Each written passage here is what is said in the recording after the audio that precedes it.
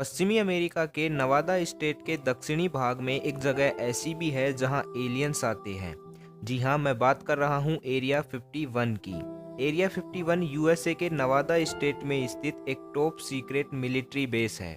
इस इलाके की सिक्योरिटी इतनी टाइट है कि यहाँ पर एक परिंदा भी पर नहीं मार सकता। इस इलाके के आसपास हमेशा मिलिट्री के जवान तैनात रहते हैं। करीब 4047 स्क्वायर माइल्स में फैले इस इलाके को पूरी तरह से तारबंदी से कवर किया गया है। एरिया 51 में motion sensor enable CCTV cameras लगे हुए हैं जो इस इलाके में होने वाली हर घटना पर कड़ी नज़र रखते हैं। यहाँ तक कि इस इलाके की सुरक्षा में तैनात गार्ड्स के पास किसी भी अनऑथोराइज पर्सन को देखते ही शूट करने के आदेश होते हैं। यूएस गवर्नमेंट का कहना है कि इस एयरबेस में यूएस एयरफोर्स के लिए एयरक्राफ्ट के डिज़ाइन तैयार किए जाते हैं, लेकिन इन सब के पीछे की हकीकत तो कुछ और ही है। कहा जाता है कि एरिया 51 में अर्थ पर क्रैश हुए यूएफओ और उनमें मिले एलियंस पर एक्सपेरिमेंट किए जाते हैं। कुछ लोगों ने तो यहाँ तक दावा किया है कि यूएस गवर्नमेंट ने एलियंस के साथ कॉन्ट्रैक्ट साइन किया हुआ है, जिसके तहत यूएस गवर्नमेंट और एलियंस मिलकर एरिया 51 में रिसर्च करते हैं। एरिया 51 में काम करने वाले साइंटिस्ट टेलीपोर्टेशन के जरिए एलियन से संपर्क करके उन्हें पृथ्वी पर बुलाते हैं। बीते समय में एरिया 51 के आसपास यूएफओ और एलियंस को देखे जाने की सबसे अधिक घटनाएं सामने आई हैं। कुछ दावों के अनुसार एरिया 51 में एलियंस और इंसानों के डीएनए को आपस में मिलाकर एक हाइब्रिड स्पीसीज बनाई जा रही है, जो सुपर पावर से लैस सुपर ह्यूमन होंगे।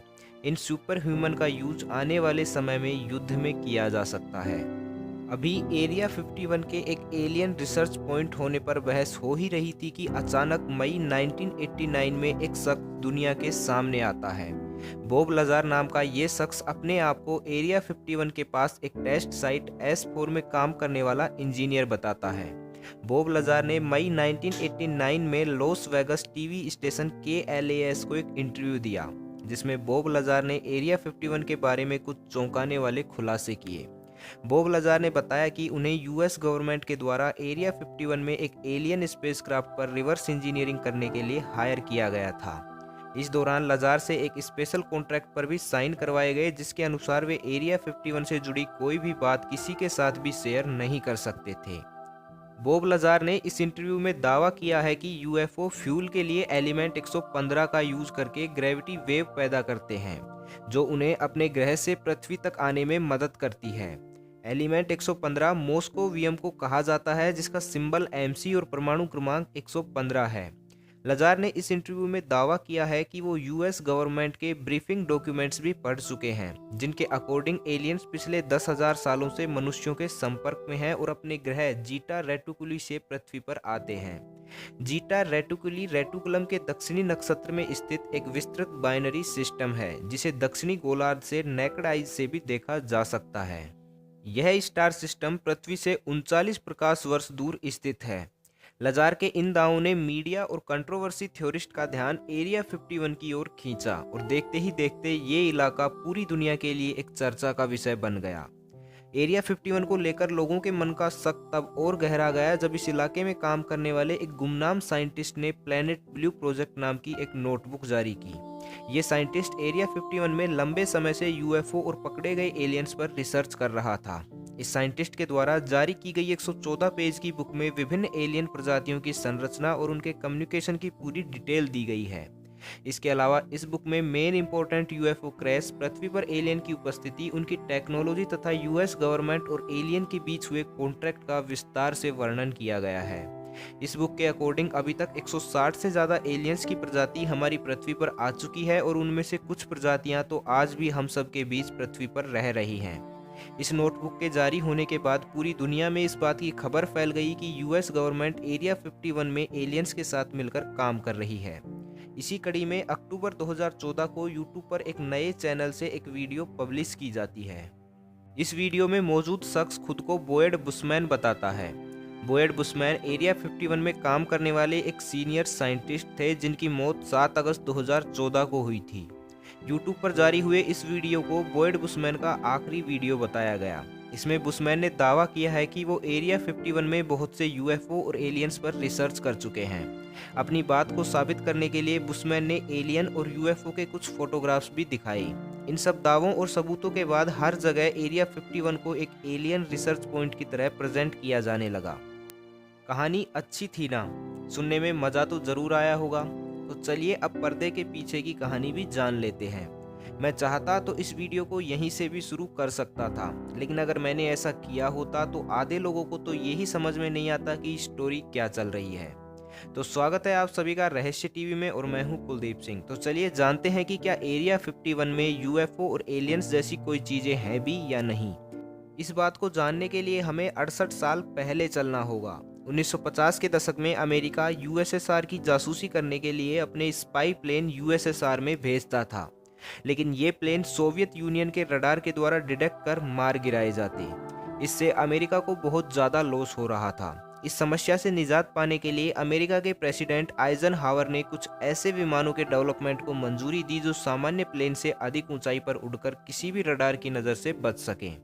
इस बात को टॉप सीक्रेट रखा गया क्योंकि अमेरिका नहीं चाहता था कि उसकी टेक्नोलॉजी और उसके इस जासूसी प्रोग्राम का किसी को भी पता चले। इस प्रोजेक्ट को एक्वाटोन नाम दिया गया। इस प्रोजेक्ट को पूरा करने के लिए एक ऐसी जगह की जरूरत थी जो आम नागरिकों और दूसरे देशों के जासूसों की पहुंच से बाहर हो। इन सब जरूरतों के हिसाब से एरिया 51 प्रोजेक्ट एक्वाटोन के लिए एक परफेक्ट जगह थी। कोई नहीं जानता कि इस एरिया का नाम एरिया 51 ही क्यों रखा गया, लेकिन एक तर्क ये भी दिया जाता है कि एटॉमिक एनर्जी कमीशन के द्वारा नवादा न्यूक्लियर टेस्ट साइट को अलग अलग एरियाज में डिवाइड किया गया है, इसलिए इस एरिया को नंबरिंग के आधार पर एरिया 51 नाम दिया गया। एरिया 51 को यूएस गवर्नमेंट के द्वारा हमेशा दुनिया की नज़रों से छिपाकर ही रखा गया, लेकिन 2005 में सीआईए ने फ्रीडम ऑफ इंफॉर्मेशन एक्ट के तहत लगी एक याचिका के जवाब में पहली बार ये स्वीकार किया कि एरिया 51 जैसी कोई जगह यूएस गवर्नमेंट के अधिकार क्षेत्र में आती है। अगस्त 2013 में सीआईए ने पब्लिकली माना कि एरिया 51 एक मिलिट्री एयरबेस है जहां यूएस एयरफोर्स के आधुनिक विमानों के डिज़ाइन तैयार किए जाते हैं। 1955 से इस एरिया के आसपास अचानक से यूएफओ देखे जाने की घटनाएं सामने आने लगी, क्योंकि उस वक्त यूएस एयरफोर्स एक्वाटोन प्रोजेक्ट के अंडर U2 एयरक्राफ्ट को टेस्ट कर रही थी।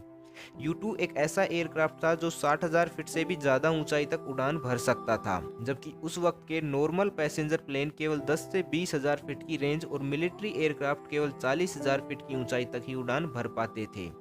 ऐसे में जब लोगों ने इतनी ऊंचाई पर किसी ऐसे फ्लाइंग ऑब्जेक्ट को उड़ते हुए देखा जिसे वो आइडेंटिफाई ही नहीं कर पा रहे थे कि आखिर ये है क्या, तो उन्होंने कहना शुरू कर दिया कि ये तो कोई दूसरे ग्रह से आया हुआ यूएफओ या अनआइडेंटिफाइड फ्लाइंग ऑब्जेक्ट है। और उनकी बात सही भी थी, क्योंकि उनके लिए तो ये एक यूएफओ ही था। लेकिन यूएस एयरफोर्स अच्छी तरह से जानती थी कि यूएफओ देखे जाने की ये सारी घटनाएं U2 एयरक्राफ्ट के टेस्ट ही थे, लेकिन सिक्योरिटी पर्पज के लिए इस बात को गोपनीय ही रखा गया। एक्वाटोन प्रोजेक्ट के पूरा होने के बाद इस एयरबेस को बंद नहीं किया गया, बल्कि यहाँ यूएस एयरफोर्स के लिए नए नए डिज़ाइन के फाइटर प्लेन्स तैयार किए जाने लगे। एरिया 51 में ही रेनबो और ओक्सकार्ट जैसे प्रोजेक्ट को कंप्लीट किया गया। एरिया 51 में U2, Northrop B2 split bomber, Lockheed F117A Nighthawk, Lockheed A12, Northrop tactic blue और बर्ड ऑफ प्रे जैसे विमान बनाए गए। ये विमान इतने यूनिक और स्पेशल डिज़ाइन वाले थे कि इन्हें देखकर ऐसा लगता था कि ये विमान किसी दूसरे ग्रह से आया हो, और हुआ भी यही। जब लोगों ने इन अजीब चीज़ों को आसमान में उड़ते देखा तो इन्हें यूएफओ का नाम दे दिया। यहाँ सारी गलती पब्लिक की भी नहीं थी, क्योंकि पब्लिक को तो Bob Lazar, conspiracy theorist Boyd Bushman और मीडिया के द्वारा गुमराह कर दिया गया था। इन सारे फैक्टर्स को मिलाकर बस एक हाइप क्रिएट कर दिया गया कि एरिया 51 में एलियंस पर रिसर्च चल रही है। अब जब बॉब लजार का नाम आ ही गया तो क्यों ना उसकी थोड़ी हिस्ट्री जान ली जाए। रॉबर्ट स्कॉट बॉब लजार एक ऐसा शख्स था जिसकी वजह से एरिया 51 सबसे ज़्यादा सुर्खियों में आया। लजार ने अपनी एजुकेशन क्वालिफिकेशंस के लिए दावा किया था कि उसने MIT और कैलटेक जैसी यूनिवर्सिटीज से डिग्री हासिल की है, लेकिन जब उसकी जांच करवाई गई तो पता चला कि इन यूनिवर्सिटीज़ में लजार का कोई भी रिकॉर्ड मौजूद ही नहीं है। यहाँ तक कि इस यूनिवर्सिटी का कोई भी स्टूडेंट या प्रोफेसर बॉब लजार को नहीं जानते थे।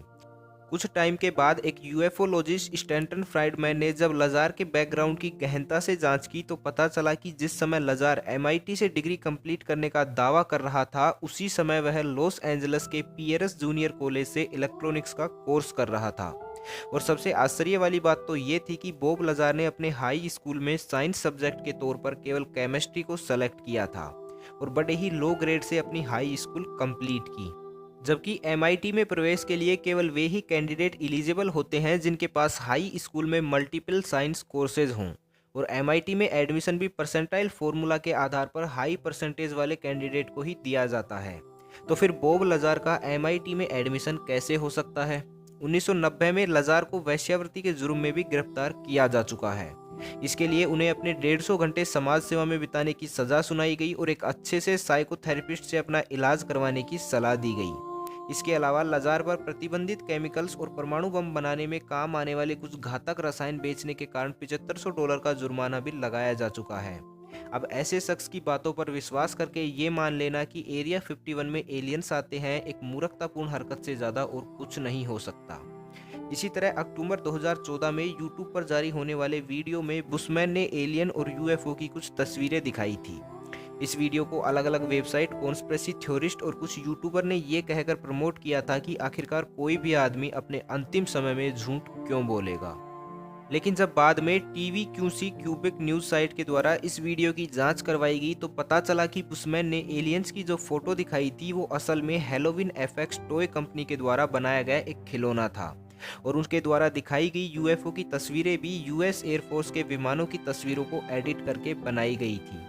इस न्यूज़ को सैन एंटोनियो एक्सप्रेस न्यूज़ के द्वारा भी कंफर्म किया गया। कुल मिलाकर ये सारा खेल एक पब्लिसिटी स्टंट का था। इसी तरह का एक और किस्सा एरिया 51 के साथ जुड़ा हुआ है। कहा जाता है कि 7 जुलाई 1947 को रोसवेल, न्यू मैक्सिको के पास एक UFO क्रैश हुआ था। इस UFO में एक एलियन की डेड बॉडी भी मिली थी जिस पर एरिया 51 में रिसर्च की जा रही है। लेकिन सच तो ये था कि रोसवेल में क्रैश हुआ विमान कोई UFO नहीं बल्कि US एयरफोर्स का एक बैलून था। इस बात का खुलासा तब हुआ जब 1990 में US मिलिट्री को इस घटना पर 2 रिपोर्ट जारी करनी पड़ी, क्योंकि कॉन्स्पिरेसी थ्योरिस्ट के बढ़ते दावों और कहानियों के चलते लोग इस अफवाह को सच मानने लगे थे। एरिया 51 पर बढ़ती अफवाहों के चलते US गवर्नमेंट ने उसके पास ही एक दूसरा एयरबेस एरिया 52 ओपन किया। एरिया 52 को टोनोपहर टेस्ट रेंज के नाम से भी जाना जाता है। 1620 वर्ग किलोमीटर में फैला एरिया 52 एरिया 51 की तरह ही एक टाइट सिक्योरिटी से लैस प्रतिबंधित क्षेत्र है।